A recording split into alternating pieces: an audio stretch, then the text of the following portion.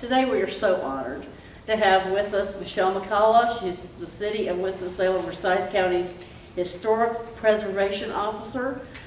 She serves as support staff to the Forsyth County Historic Resources Commission. Michelle, she's going to talk to us today about historical markers. Some of us have been to the dedications where you drive by them and you see, the little signs that say, here this, like for this was the Salem Cemetery and such, the dedication of historic sites. And I've often wondered, how did this get there? So we are so thrilled today to have with us. Please let me welcome Michelle. Hi, good afternoon. Thank you for allowing me to come and talk with you today. I am going to talk a little bit about our local programs. So I know some of you, there may be a little bit of questions because there's lots of history on a stick out there. And that's what we love to call it, history on a stick, because it's kind of fun. But today I'm going to talk to you a little bit more about the programs we have. Before the city and the county decided to do history on a stick, what we saw out there were things like this. We saw the state markers, which are going to be the ones that are silver on the background, black lettering. Those are state markers, so those aren't local. If they fall down, don't call me. You got to call somebody in Raleigh.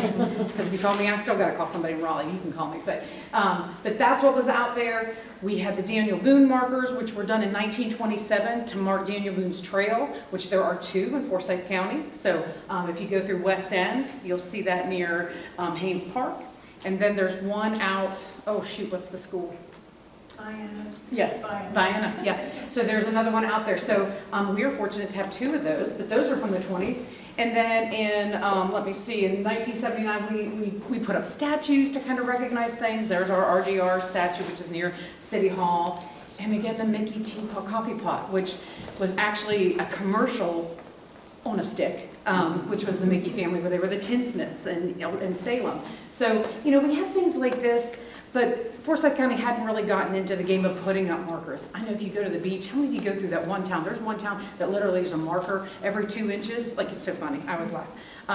So the city and the county decided to create a program, and they decided to use the Forsyth County Historic Resource Commission as the body to kind of regulate, to administer this program. 2-second commercial on that. So the Forsyth County Historic Resource Commission, they're that group that has to look after the districts and landmarks in our city and county that have been designated as local districts, like Old Salem, Bethabara, West End, that have to get permission before they do anything to their houses. So that's that group. They have a committee, which is now called the Historic Recognition Committee, that is a committee within that commission to run our marker program. So the city program was first. It was started in 2001 by a city councilwoman named Joycelyn Johnson. I don't know if any of you remember Joycelyn. She was a wonderful woman. And she thought we needed to somehow recognize things in our community that were either gone, lost, about to be lost, or that weren't known about. She was an African-American woman, and she wanted some of the African-American history to be told. So she started the program in 2001. The first set of markers were installed in 2002. They were the former Atkins High School, the Depot Street School, and the RJR Reynolds High School. So those were the first 3 markers in the city. And then in the county, we did a special marker for Memorial Industrial School, and that was in 2013. And it went so well, the county said, well, why don't we do more of these in the county? So they created a program. They asked us, can we start doing those in the county? So we started in 2015. The city started by doing 3 a year. We now do 2, and I'll say it again. And the county only does 1, and it's only in the unincorporated areas of the county. So that means can't be in Winston, can't be in Louisville, can't be in Kernersville, so it's got to be out in these areas that are kind of outside any sort of town limits, to say in this. So far, since then, we've had 78 markers installed.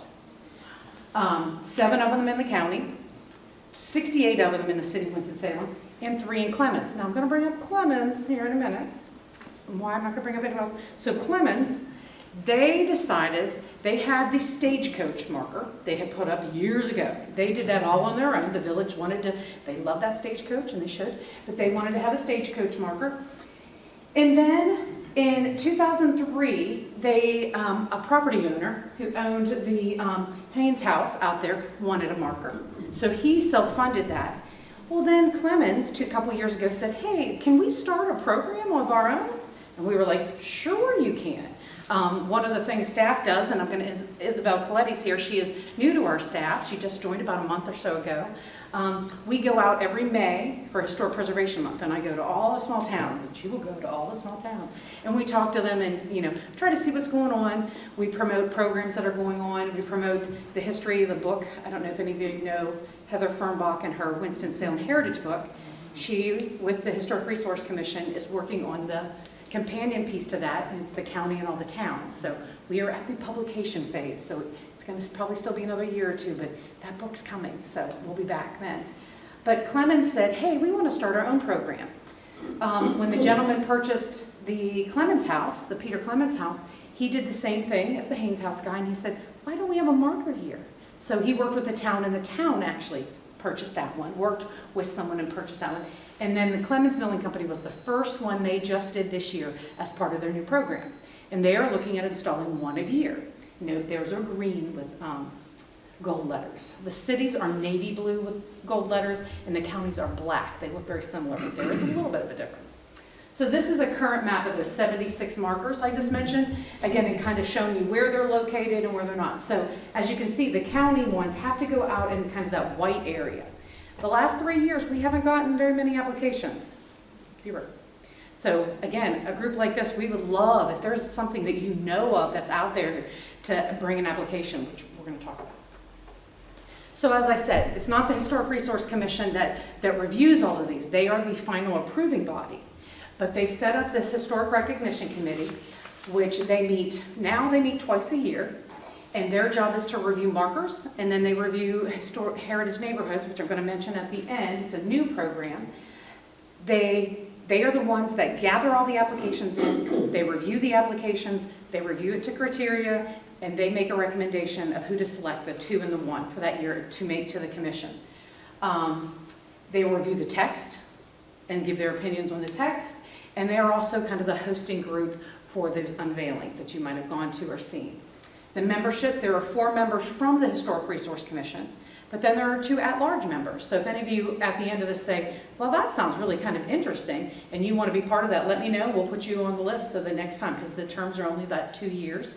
They can be held for 2 terms, so it's only 4 years. But I'll tell you, this meeting is the best meeting of the year. It's always staff's favorite. We always have other staff people in planning. I'm in planning. They want to come. We've had people laugh. We've had people cry. We've had people come, bring half their church to the meetings. They've had, it's just one of the most memorable things lately is we had an autistic boy who was, his grandmother was the fighter for an area. And he was autistic, and she's aging, she's 98, and she couldn't make the presentation. He did a great job. And in the end, his mother comes to him and goes, he has never spoken in public. He has never, and that gentleman, and he spoke at our marker unveiling, and she said, this thing has just really brought him out of his shell. So it's kind of a neat, history can be a really neat thing, for people. So this is the group that reviews the applications. So marker deadlines are always October 31st every year. So that's when they're due. Rain, shine, or fail, that's when they're due. The committee will meet in November. Typically, like mid-November, we want to get right before Thanksgiving to get out of the holiday season, and they can get their recommendation for the December or January meeting for the commission. As I said, there's only 2 in Winston-Salem, 1 in the county that are appropriated for, so funds are in the budgets every year, and we're in the budget again this year, so that's great. Then after that point, after that selection is made, staff works with the applications that are given and any other research information I have. We try.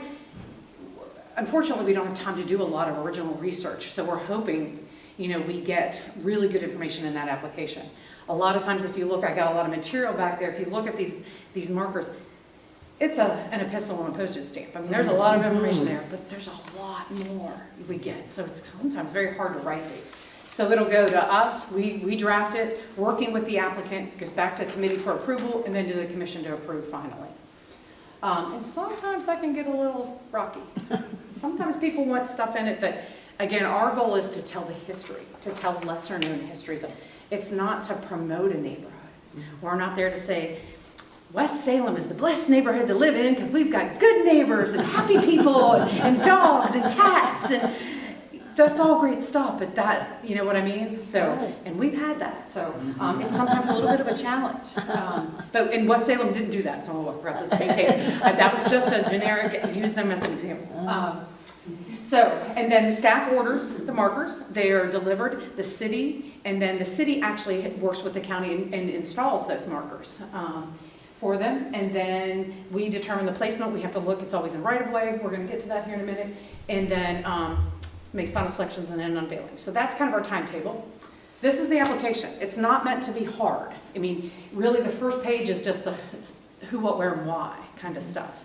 And then we do ask you to give us, where do you think it should go? This is just asking. There's a whole bunch of, but the commission makes the final decision based on a lot of other factors. We ask for you to actually try to write what do you think the marker's going to say. And that exercise is really so they can see we can have 670 characters. Characters, not words.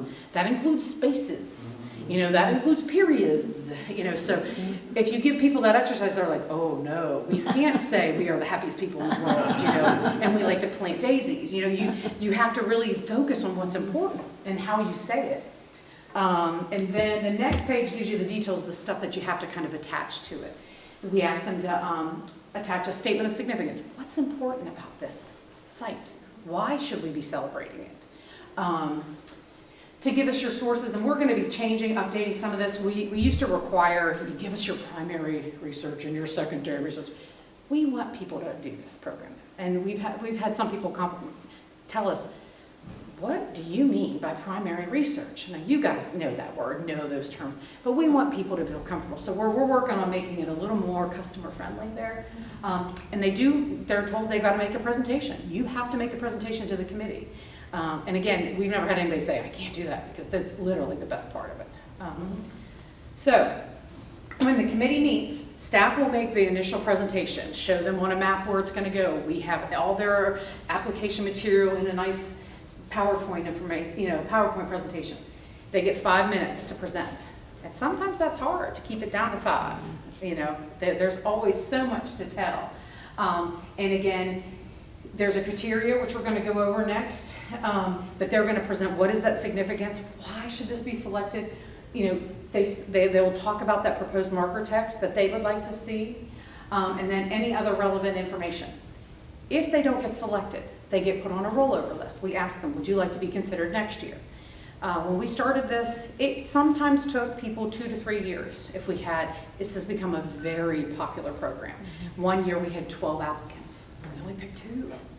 You know, so we asked, would you like on a rollover? And that's great. And then next year, if they do rollover, they can add to their application.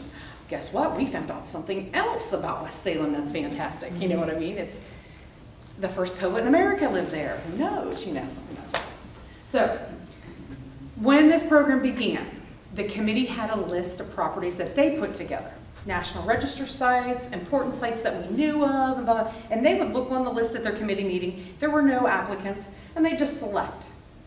Well, then they started getting calls. Hey, because they saw these things going up. How do I apply to get one of these things? And then staff had to go, apply? So then we created an application, created that whole process I just told you about. And for a while, we didn't have any criteria. We just would listen. And again, that committee would sit there and go, I like it, I don't like it.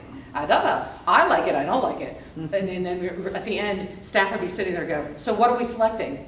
Everybody wanted something different. So then we came up with criteria. Got it approved through the committee, got it approved through the commission. So I'm going to go through that real quickly so you understand how, when we're looking at these, what are we really looking for? 5 criteria everyone must have. If you don't have one of these, you're not going to be considered. So it's got to be a structure, neighborhood, site, event, or organization over 50 years old. What's one thing that you might think would be in there that's not in there? Anybody? And it has been in there. Person. We took people for people's sake out. We are the Historic Resources Commission. We like to celebrate buildings, places attached to events and things like that. We have a couple that have just people names. Tom Wilson's house, I think it's Thomas Wilson House. It was the first house built in the city of Winston-Salem when it was declared the city of Winston-Salem. Should have been Tom Wilson's Homestead, is what the title shouldn't just be about him, because it was about a place.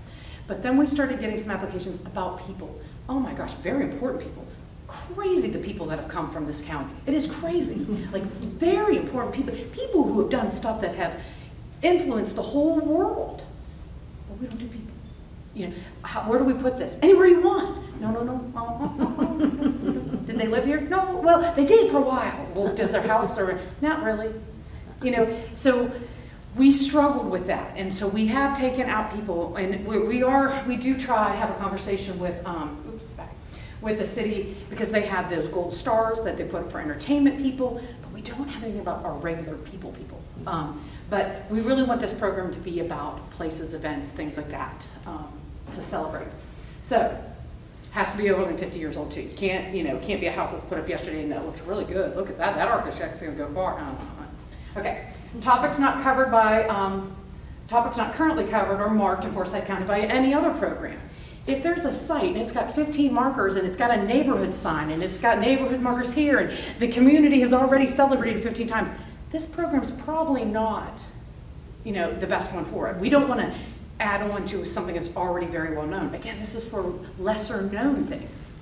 Proposed marker locations will be in the public right of way. Again, they have to be first line for us is, can we put it in our right of way? Because then we're responsible for it. The city is responsible. It gets hit, we're responsible for it.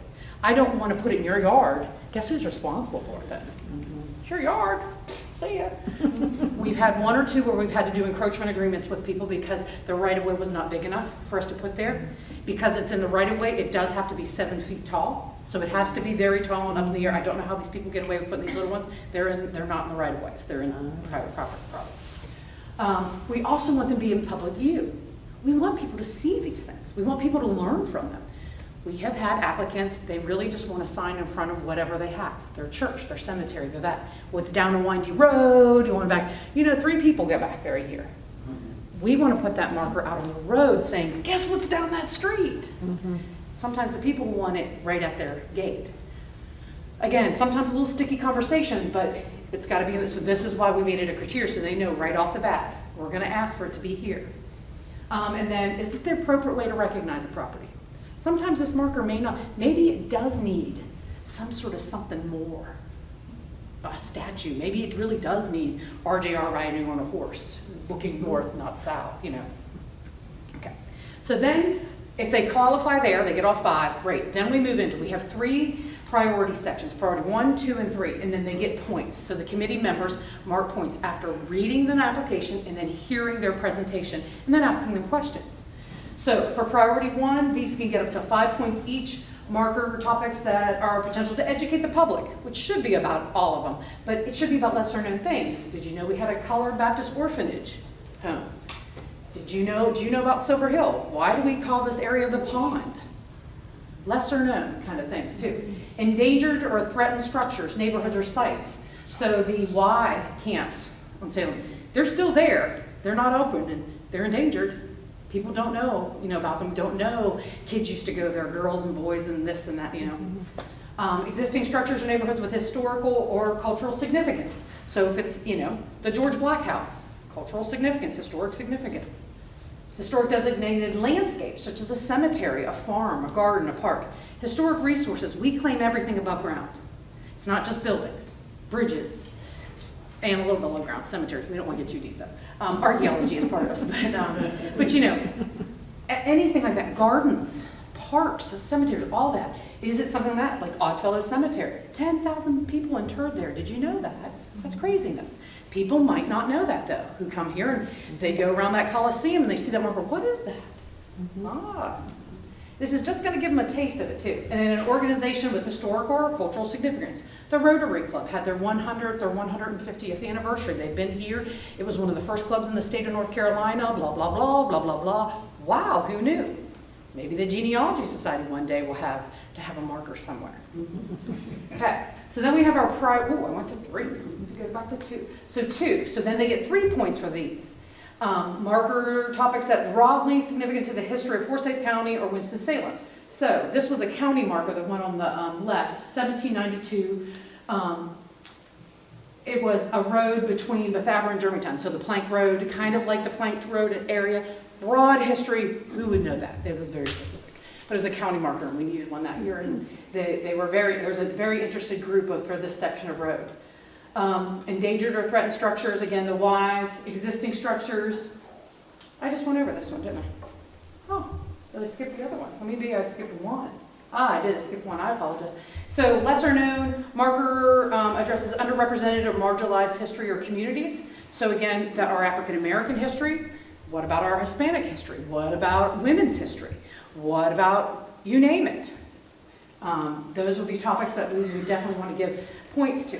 Structures or neighborhoods or historical or cultural significance that have been demolished, so if it's gone. The pond, again, is a history about when we had our reservoir burst. And it actually killed, and it was the highest death toll we had in the city of Winston in the late 1800s. We lost that area. Silver Hill is a cemetery with no gravestones. All the gravestones are gone now. We have several different buildings that used to be there. One that would be great to have is like Nissen Wagon Works over off Walltown Road that the factory fell in on itself. That would be, it's got a marker, it's got a state marker, it doesn't have a local marker, so it's already marked. But historical or cultural events at a specific site. And again, the pond is another example of that. So I'm sorry, I jumped. So now I'm going to jump to 3. So then the last priority section is filled with lesser important but still important criteria. So the topic fills a gap and other narratives covered.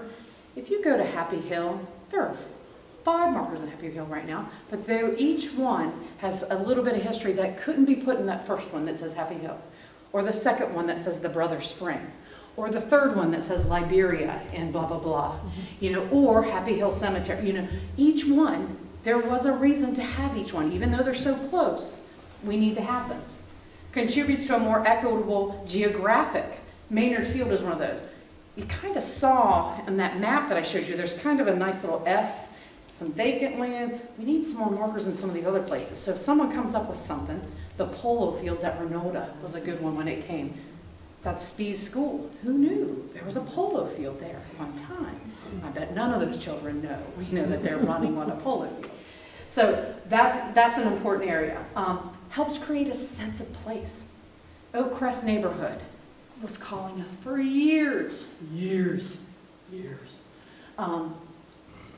A gentleman had been looking through his family's stuff in the attic, got out his mom and dad's stuff, looked at all this stuff, and this neighborhood, Oak Crest, he'd never heard of it. He'd lived there his whole life. That's what their neighborhood was called. Started looking at maps, started doing what you guys probably do every night, looking at all these old records. And he said, so he started calling, he says, hey, our neighborhood's still here. This Oak Crest neighborhood, the name has just been forgotten. He actually got it listed on the National Register of Historic Places. So then he said, well, now we all know about it, but we want everybody else to know about it. So what do? So they applied for a marker. They waited 4 years for their marker. Again, it's very competitive in those years. When you're getting 10, 8, 7, you can only pick 2. It's hard. So that they wanted to create a sense of place. They wanted to bring back that place. Recognize or preserve a restored structure or neighborhood or things like that. The Stauber Farm was in the county. Out on, if you go out Bethania Raw Road, out there, if you haven't been out to the Stauber Farm in the spring when the sheep are there, please go. There's a cute little baby sheep. But again, the Taft family has restored this Greek revival home, and it's got outbuildings, it's got a slave house, it's got a barn that is a sister barn to the one in Old Salem at the tavern. They actually raise heritage livestock, which is like endangered species that are tigers, elephants, and rhinos. Well, he raises the chicken that Purdue didn't select. They have sheep that have hair like we do. It's very interesting. So there's all these animals that are endangered, but they're livestock kind of animals. Anyway, if you haven't been out there, please go. But great home, and it restored the whole area, the barns, the outbuildings, everything. Okay, so that's the criteria. At the meeting, after each one's presented, they score them, and then we do a tabulation. We had a commission member that was very good at math, and he would put it on a bell curve and all this stuff, and I was like, okay, I just need to know the top 2. Okay. But, so again, the highest two typically get them. If there's a tie, we talk to the committee and they get to, talk about it and that sort of thing. And then it'll go to the next Historic Resource Commission meeting for a vote. Well, as I said, this program has developed over time. Well, then we had a lot of people who were waiting on that waiting list and they said, hey, how much does these things cost? They were running at $2,000 in the beginning, $2,500 in the middle. They're about $3,000 now, $2,800 to $3,000. We ordered one when materials were getting high and it was $3,000. It just went back down to $2,800. Well, for some people, that's nothing. Can I just buy my own? And so that we talked to the city. The city didn't just want people putting these things up. They said, you still have to go through the process, but you have to be approved. So you still have to meet the 5 criteria. We're not just going to put a sign, Isabel moves into town and says, hey, I want an Isabel Coletti marker. You can't just do that. You're not, it still has to go through the committee and the commission and be approved. And if you meet the criteria and you can pay for it, we allowed that for a while. Well, one year we had 4 self-funded, 1 came in at the end of the next year. And they're all good. They're great, But then you start getting a lot downtown, start getting sign pollution. And we want these things to mean something. So we are highly now discouraging self-funded markers. And I say that, and last year, and we did it for 2-3 years now, and then last year, guess who came in the door? Reynolds Tobacco. Oh. Michelle, our 150th anniversary is coming. Do you think if we get selected, we can get the marker by February? They were pushing their luck because they are now taking longer. They used to take 6 months. It's taking 8 to 9 months now. They're getting better, but during COVID, everything changed, supplies for materials. So they went through the October meeting. They did not get selected, even though it was their 150th. I mean, that's how competitive this thing is.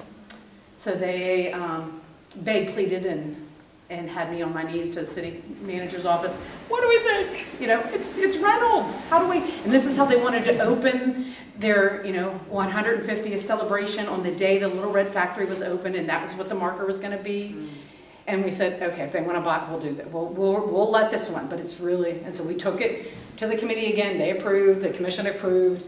So then we told the marketing company, I called the company we use, and I said, hey, how quick can you get one of these? Nope, get in line. And the owner of the company I had always dealt with when I was doing the program. Don't want you to say it. And but then he's now got these women that work the phones. Oh, they're good watchdogs. No. And I went to the market. I said, no. Well, the company's in Marietta, Ohio. The guy who was doing the marketing for R.J. Reynolds, his dad was the owner of this company's history teacher. He says, I'm calling him. He didn't just call him, he went home. Oh.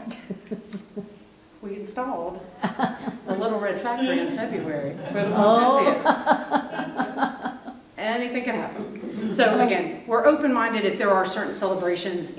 I know every church, every club, everybody could come and say that R.J. Reynolds is a different, for Winston-Salem, it really is, got some special history. So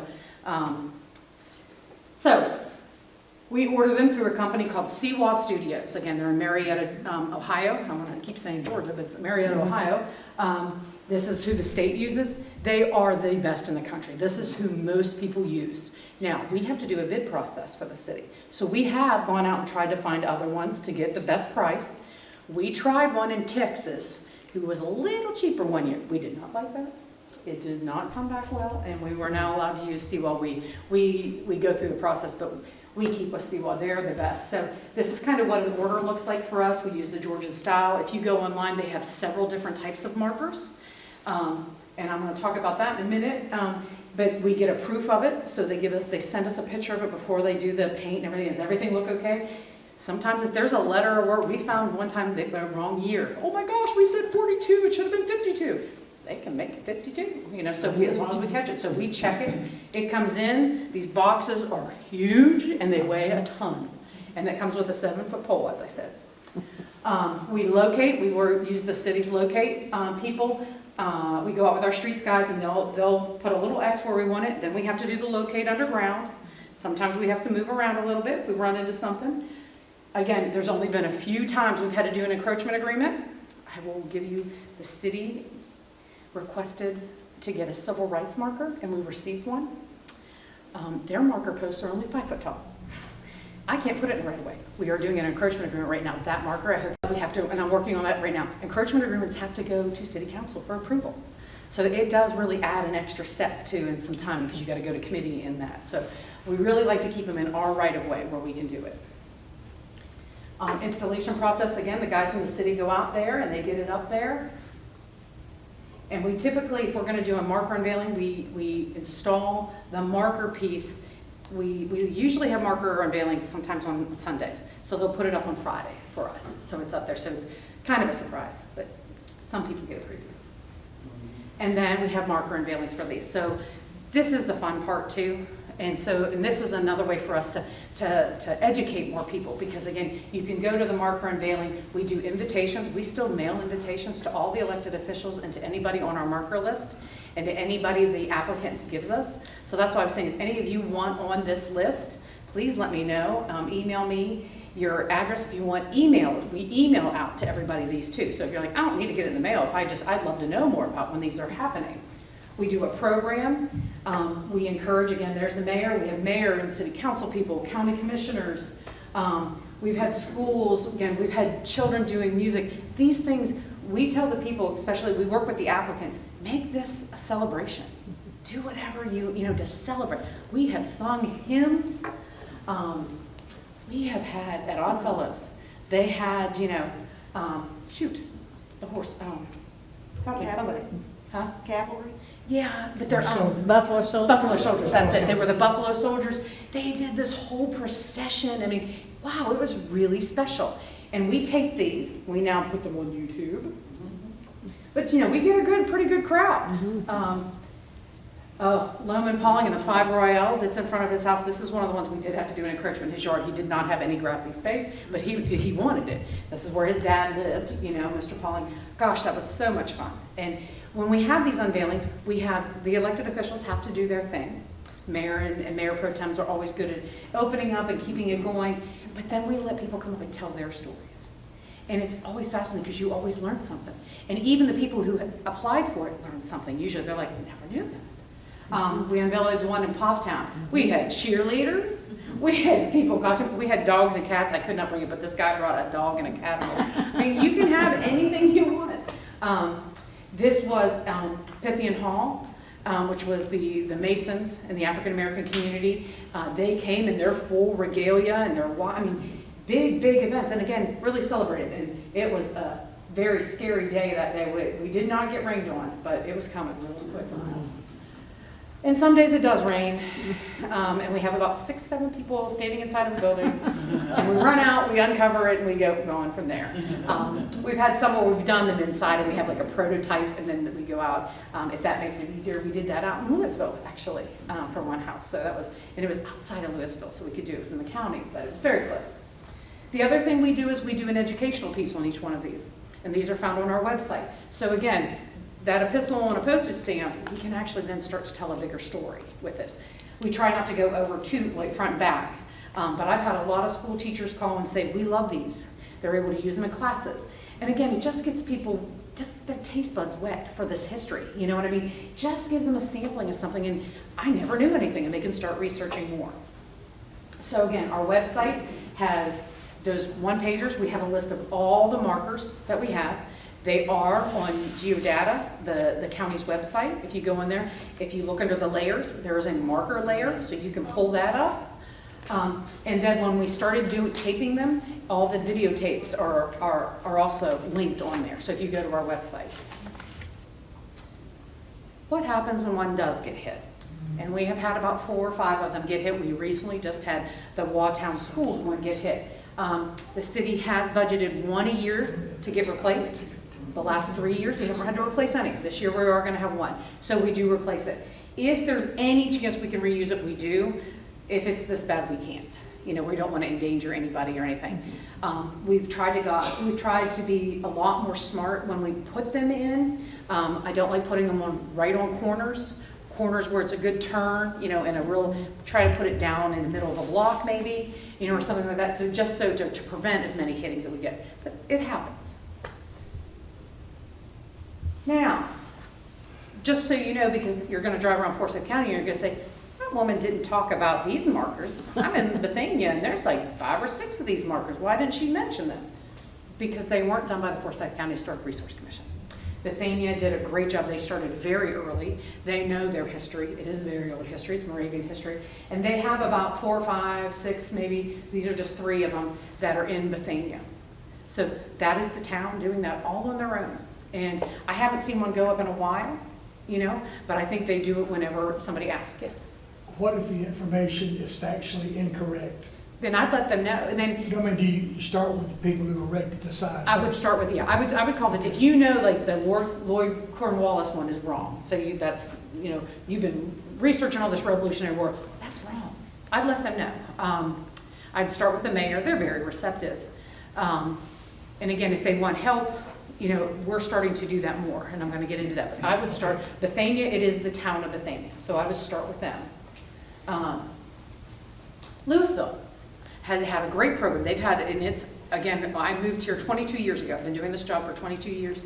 And you guys have had your markers for years, and I don't know the last one you guys have put up either.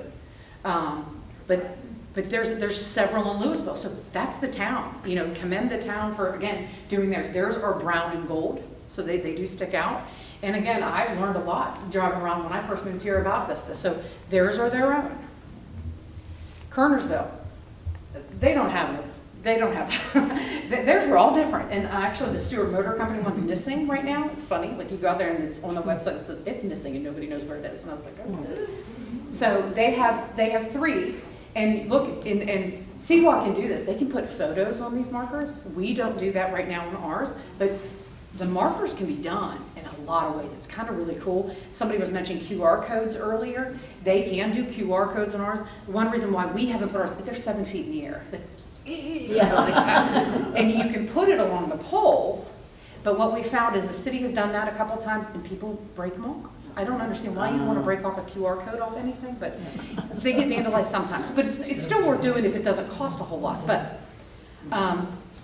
so let's talk about market. I'm going to finish up with our new program. But we are currently working with Clemens, as I said, just started theirs last year, and they want the Historic Resource Commission. So we help read. I take their text, and we help them with their text and things like that. But they're paying for it. They are selecting their own. So they have their village council select theirs. And they now have a list of 5, the next one. They've ordered the next 2 already. Well, that's great. That's how they've decided to do it. We're currently working with Walkertown to create a program. They want to create. They don't have any. They never had like a Louisville, somebody in Louisville or a historic society that said, let's do these. So we're working with them right now. They're selecting what they want their marker to look like. And then they're probably going to do it kind of like Clemens. They're going to select, you know, and get a list going and kind of just go down that list. And I'm trying to talk to them. I said, I think it's important. I think the application part is very important because I think it's what do the people want to know about too, or what do the people want to share too. So I said, you could kind of do it halfway, you know, have a modified program where you have a selection, but if you get an application for one and it's a good one, yeah, we'll do that one this year, you know. So they're working on all those details right now. So that's an exciting program. Kernersville has actually called, and they said, we want to sit down with you and talk about creating a marker program that's actually the same marker at a certain time of year, and their mayor is very excited about doing that too and stuff. So that's all great news. And again, if Bethania or Louisville or someone would say, we want to be more consistent too, we'd love to work with them and help them because that's what we're here for, you know. But they were better than us because they were on before us. So. And I'm just gonna let you know that part of this committee, the Historic Recognition Committee, they have a new program. It's the Heritage Neighborhood Program. And this is a program where we're going to be recognizing neighborhoods. Again, kind of the same criteria, lesser known, might not be able to be listed on the National Register. They may have too much integrity loss. You know, they may not want that sort of thing, but they want to be recognized. And this program is going to be doing street signs on top of their already Main Street and First Street. It would go on top, and it would say, you know, let's keep using West Salem. West Salem is, you know, Heritage Neighborhood, 1952. Obviously, that's wrong, West Salem.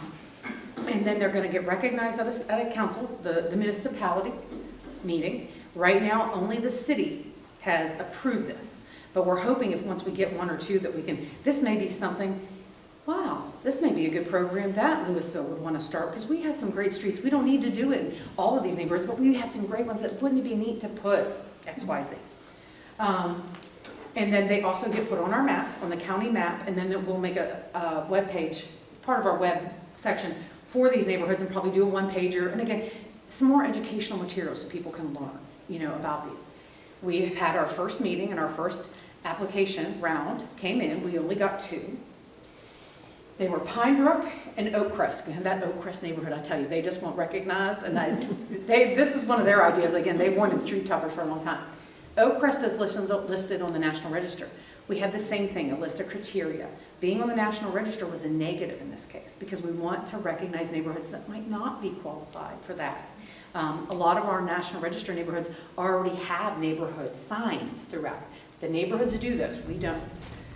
So when we got 2, we were hoping, we had heard from some of our African-American neighborhoods, oh, we're so excited about this. None of them came in. So we're working with a couple neighborhoods to hopefully the next time. But this neighborhood called Pine Brook came in.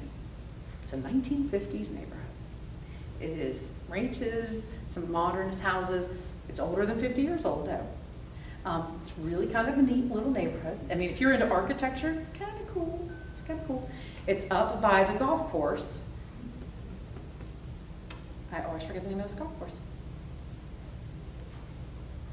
Kind of northeast Forsyth County. It's Maple Chase. Maple Chase, there you go. But Yeah. it used to be Pine Yeah, Brook. Pine Brook, right. And that, I always forget Maple Chase. Thank you, Darla. So they were selected. They did a great presentation, meeting the criteria. Oak Crest did a great job too. So when we took it back to our office, the planning department, we sat down, a group of us sat down, and some of the people said, I think it's kind of silly that we aren't going to recognize some of these National Register districts though, because we have 22 of them in this county, okay? And take out like downtown and all of our downtown districts and look at just our neighborhoods, we have 11 in Winston-Salem. And we said, what if we did National Register historic districts and then we did heritage neighborhoods and we did one National Register a year. They don't have to apply. We're gonna knock them out one a year. Take us 11 years, but we're gonna knock them out. And then the heritage neighborhoods are the ones that applicants come in. So that's what we're thinking about. That's what we're planning on doing right now. That's where the program has gotten to in its infancy right now, first year. And Isabel, again, joined our office about a month ago, and we kind of let her hit the ground running since we were kind of looking at this and starting over, because once we got that first round, they told us the applications are too hard. So we said, okay, we're gonna make that a little easier because you're just getting a street topper. We don't need, a thesis. We need to know when it was platted, what's the name, some things like that. So she ran out, she's come up with a design for this. She's working with our streets, so we're trying to figure out what to make them look like. We had an initial idea, but we found out it would cost $250 each, or we can do these for what? I think it was like 50. So we can do more neighborhoods, we can do that. So this is a new program that we have and that we will keep you posted on. So, and Isabel is working very hard on trying to make this, and they will meet in, I think it's March or May. It's one of the M months in the spring. So October deadline, March or May for this one. So, and that's my presentation today, kind of just briefly going over that program. If you have any questions. You talk about historic neighborhoods, things like Hanestown, Yep. which That would be a great one. was, so much of it now has been replaced with Walmarts and such. But what do you do, do you do neighborhoods? That would be a great one for that program. Yeah, That would be a because it's not listed on the National Register. okay. It still reads as a district. It really does. I still think it might be able to. The problem is integrity of structures. People have vinyl sided, take every window out. Some have been demolished. It's not a residential neighborhood anymore. Right. And most of it's now hairdressers, and last time I went down there was hairdressers and things like that, which is great. The buildings are still there. It still reads. You can still see the church. You can still see the supervisor's house. But that would be a great one because people would be like, nobody knows about Hanestown, really. And I think less and less people are going to know as the years go by. That would be one I'd love to see an application for. And your group could do these applications. Again, we're trying not to make them too hard. If you guys wanted to make that a project one year, we do. We need to recognize X. We think this is very important. We'd love to work with you on that. So, yeah. The state historical marker program, Yeah. that's dead. No, it's still alive. They have their own application process, so you apply, and you're competing with everybody in the state though, when you apply there. So they have a different set of criteria, and again, I don't administer that, and I didn't look that up, but no, it is still alive. So if you Google online, like I would do, North Carolina State Marker Program, it should come up. It's in the Cultural Resource Department, and no, it's not dead. And the Civil Rights Marker isn't dead. That was a new program they started just about 2 or 3 years ago, and they're still doing applications for that, and they're throughout the states. So it's like they're trying to create like a civil rights trail, kind of, with these markers. That's what they're trying to do. Yes. Cemeteries, Yes. would they have to go through the same criteria selection as Yeah. any other Yeah. place? And when we have Oddfellows, Silver Hill, Yes. we have several cemeteries. And again, there's criteria there just for, yes, we want to recognize cemeteries, especially ones that people don't know about. Yeah. And I brought a bunch, I printed out a bunch of one-pagers I'm going to leave. Those are for the taking. Again, they're all online, but if you want to take one, I'd like to learn more about that. I just printed out a bunch of them. Those are for the taking. I don't want to take those home. They're like the cookies we got to take. We follow up on that. Yeah.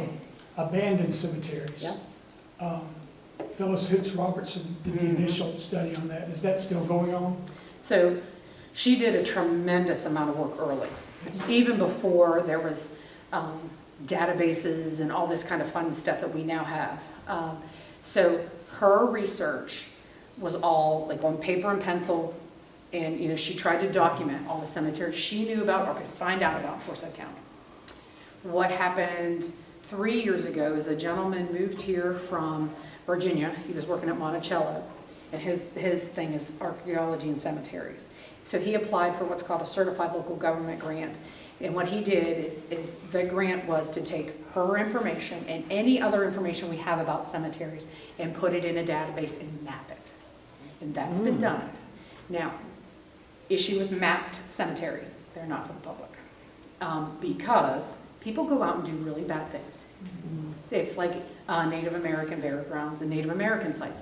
We don't put those out there a lot of times because people go out there. However, if you have questions, we have that information in our office. It's public. It is still public information. So if you said, hey, Michelle, I'd like to know more. What do you know? Did he learn anything more besides what Phyllis knew and that sort of thing? But they have been mapped. And there now is at the state office a cemetery person. That's her job in trying to develop programming. I am so bad with names anymore. I've gotten so old that names escape me. But it's a woman. And if you email me, I'll get it to you. But if you're interested in contacting them. But there is somebody, and so they are now trying to get them documented, get them in a database, get them recognized. And when I say recognition, it means acknowledgement and education about them known. But programs like this are going to have to be the ones that identify them for the public. So if you were interested, you said, I'd like to know which ones they put down for, I'm off Patterson Avenue and I want to know, give me a 10-mile radius. We could do that for you. We could show you and get you, because there's information like a report, and then there's a map. When we asked our GIS representative to do a map with the cemeteries on it, he printed it as per our request, without the roads. Yeah. Just with the creeks. So it was a way to kind of try to help hide it for, But also to let people know somehow that there is a cemetery near them. Yeah. Do not plow here. So, and another place that it is used, any zoning cases, development cases that come in, we pull that layer up, and it has to be reviewed, and we let them know. So that if they've got a cemetery, they have to do all the requirements for a cemetery. There are rules, if you're a developer and you run into remains, there are rules. You have to stop. You're supposed to do that. I can tell you, I know of at least 4, there's history. Our African-American cemeteries have long been treated poorly, moved several times. But there's also cases, and not too long ago, the 80s, the 90s, 2000s, and they needed to widen the road. Those people should know the most and know better. They just pushed things in, took things down, and you're like, I watched the movie Poltergeist. I know what's going to happen one day.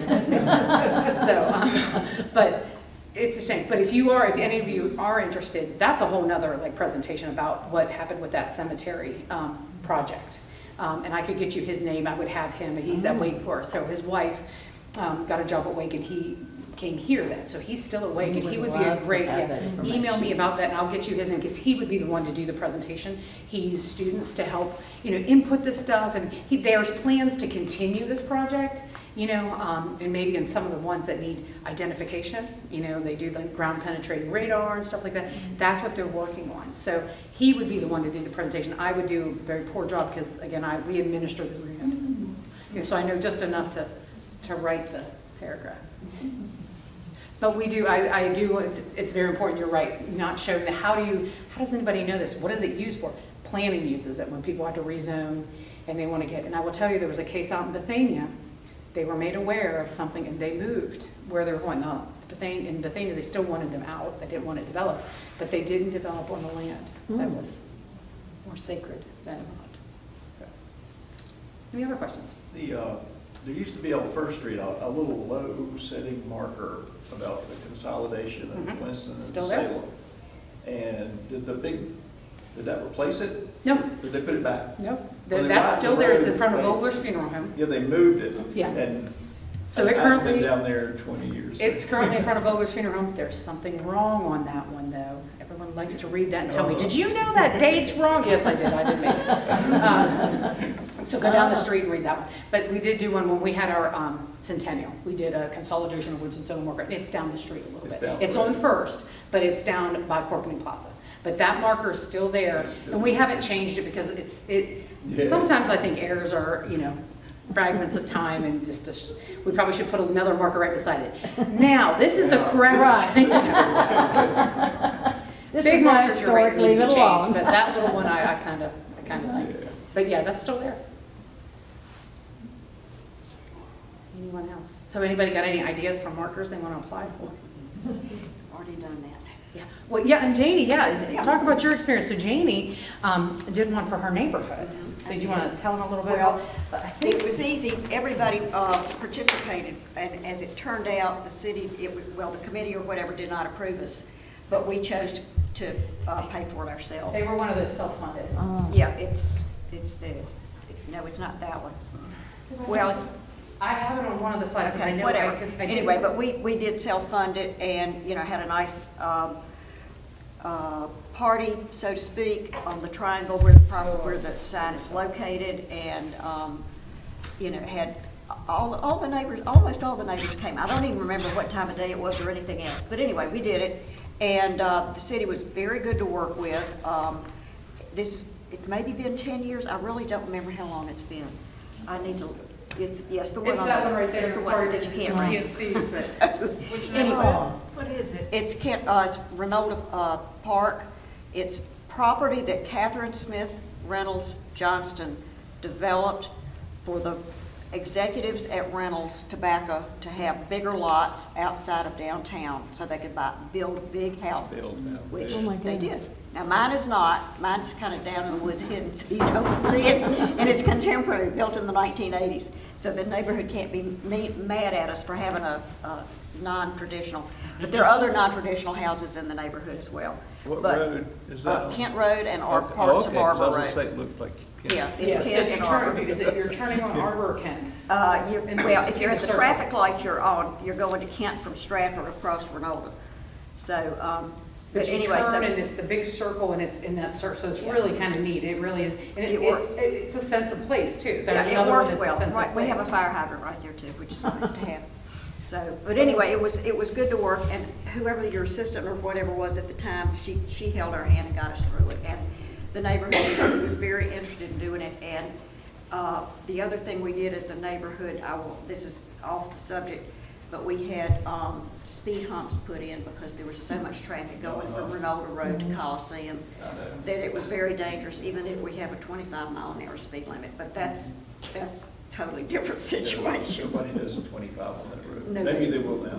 Maybe, whatever. It's better. they'll flowers people. Oh, yeah. I'm not involved in the neighborhood anymore. When my husband and I first moved up, we bought a little house right off of Stratford Road, off Westview. You just turn off Stratford Road, Westview, and your little circle back in there on Phillips Street. Yeah. About 4 names. We moved back in there, and it was originally Biltmore Farms, where the Biltmore Farms dairy was was. there. The dairy Yeah, farm I was remember there.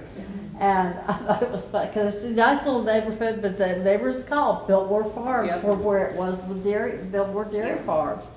And my husband was so funny, he discovered gardening, and he thought, oh, this is fantastic, I can, throw a seed out there and grow these fantastic things, I'm such a great farmer. Turns out it was because the land had been a dairy farm. It was, So fertilized. we moved out in the county, discovered he couldn't grow anything. But that area, it was But that's the Biltmore Farms. See, that would be a neat Biltmore marker, because Dairy nobody would Farms. know about it in that neighborhood. And no so. one knows unless they've lived back in there and been told the old stories about it being, Yeah, and then Biltmore Thruway was dairies. built that sort of took it over. Yeah, Through yeah, shopping all center. that, but it was a cute story from Yeah. an area, again, a little area that no one knows about. Yeah. And areas like Wake Forest County out in Raleigh, they have created a marker program off ours. Like a lot of the marker programs that are coming, they call us and they say, they follow our example. So we're kind of proud of that. We're kind of proud of yeah. it. So it's a good program.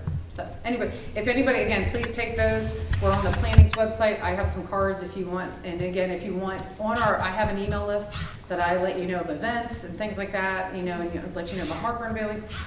Just email me and say, hey, put me on your list. I'd be more than happy to. So thank you for letting me come here today. So thank you so much. We do appreciate you being here. And I've taught us so much. I know I have passed those